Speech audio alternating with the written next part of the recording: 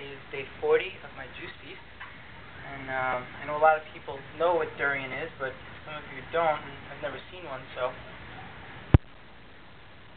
durian. Anyway, what is a durian? Well, durian is known as the king of all fruits. Why? I mean, we'll look at it. What other fruit would beat this fruit up in a fight?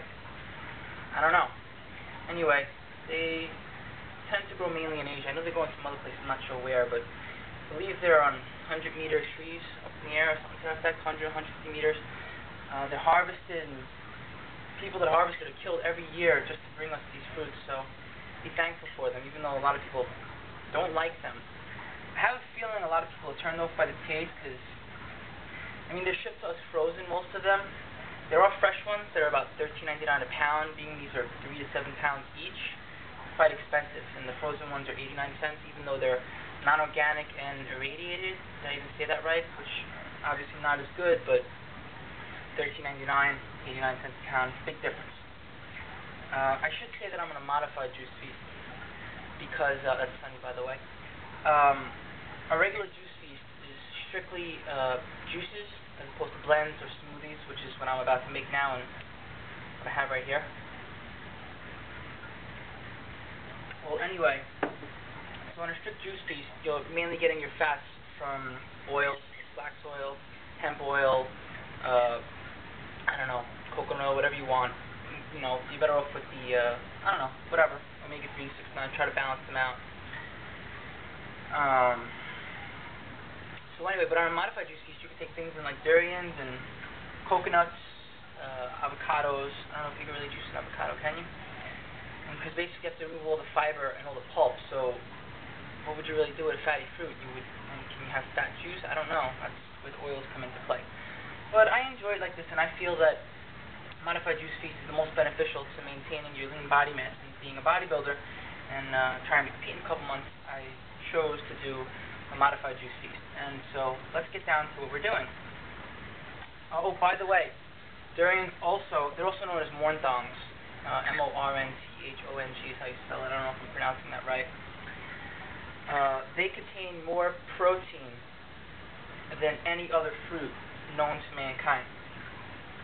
So, don't fight in the shirt, please. I'm already destroyed my vegan bodybuilding shirt. So, yeah. Bodybuilding, protein is pretty important to bodybuilding. Some people say you don't need much protein. I try to get in about a gram per pound of body weight. Not to get into that conversation. Let's start opening this up. By the way, it's defrosted. So what you do is you buy them frozen. If you're buying them frozen, you get a box of either 4 or 5. The boxes of 4 are about 26 pounds. The boxes of 5 are about 35 pounds, 30 pounds, something like that, 33 pounds. And store them out in the refrigerator for 3 or 4 days. Don't put them outside; they'll develop mold and die. I've lost a lot of durians like that in the process of learning. But you thaw them out 4 days is good. Take them out for about an hour. Let them sit. Or you could do it immediately; it's no big deal. And then they're thawed. I don't know if I was saying that before, but the fact that many people get turned off by durian is, I don't know, I have these theories. I think that for some reason when you freeze it at such low temperatures that it develops like freezer burn, and I know it has a rubbery-like texture to begin with, but I think that the fact that it's frozen makes it taste a little less appealing to people the first time, and people don't store them out correctly, and they try it for the first time, and the texture combined with the pungent smell, which I happen to love, but not everyone agrees, and the fact that a lot of people say it tastes like an onion and a banana combined, but I hate onions. I will not touch an onion. I mean, I consume them, but I won't ask for an onion. But I love durian. It's one of my favorite things. So, that combined with the texture of it, to begin with, I guess it has a kind of rubbery texture, and the freezer burn, I think a lot of people get scared away from it. And all the stories of, you know, how durians are outlawed because of their smell in hotels in Asia and things like that. Well, anyway, the average durian contains anywhere from 3 to 6 pockets. And each pocket has durian inside of it. You don't want to eat the shell, actually. You want to eat the inside, and you don't want to eat the seeds. I'll show you that in a minute. Supposedly the seeds are toxic. but, and it's supposed to make you, I want to say hallucinate or something like that, you know, like that toxic effect. I've actually swallowed a couple durian seeds by accident, because sometimes they're just very soft, and when you're eating the durian whole, let me take one out of the pocket so you can see what's going on. Sometimes you wind up chewing on a piece of seed by accident, but I've never felt anything like that, luckily. I don't necessarily think I would want that. But yeah, this is a pocket, and this is what's inside the pocket. So, this is an example of the seed. You don't want to eat this. This is a big one, you would have missed that, but some of them are very small. Try to look for one. I have about 25 pounds in front of me, like this one per se. It's soft, you can squeeze it. You know, you might wind up chewing on that for a second. So anyway, removing all the insides.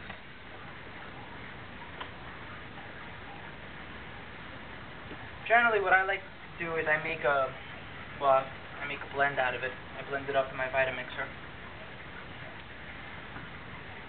You could either serve it as like a pudding, that's what it looks like, or you could just drink it. I like to drink it. I imagine pudding is just as pleasurable. I like to chew it as well. I actually enjoy the texture. It's such an exotic fruit, like nothing you'll ever try. I promise you.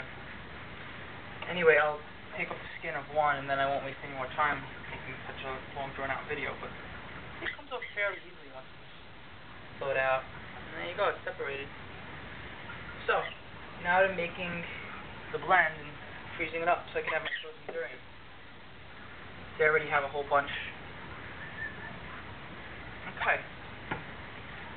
Alright, so I put some in my Vitamixer. Not too much. You know, I would like to use just durian. Excuse me. It's so fatty and so thick. No matter how strong the Vitamixer, it has nothing to blend. It's just a big mass. The blade won't stop turning, but it won't mix it up. So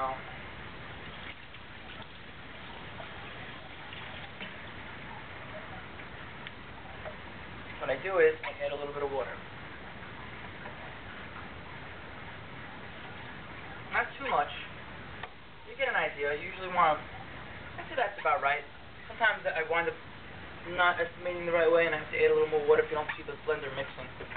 Let's see what happens. You usually want to get it, you know, just enough so that it mixes and it spins properly. Okay. Turn it on. Oh, and you want to try to leave the blender.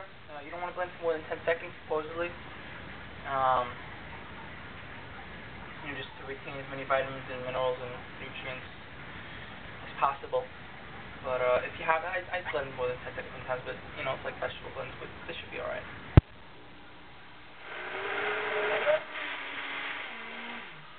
Oh, more water. I had a feeling that was going to happen. Alright, because I'm making a video, right? I use little water as possible, that way I can get as many calorie dense as a smoothie as possible. So I usually put a little too, not enough in, I should say. Use a little extra push. There we go. Should be alright.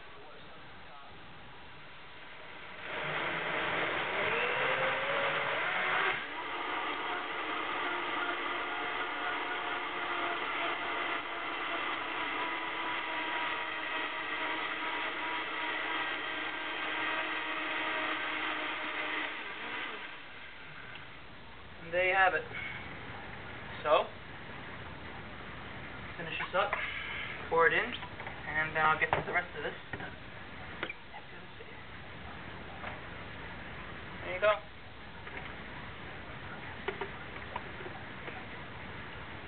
Here's my durian.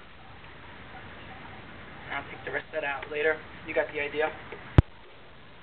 For those of you who are going to attempt to juice, feast, or fast, as my clients would say, happy fasting.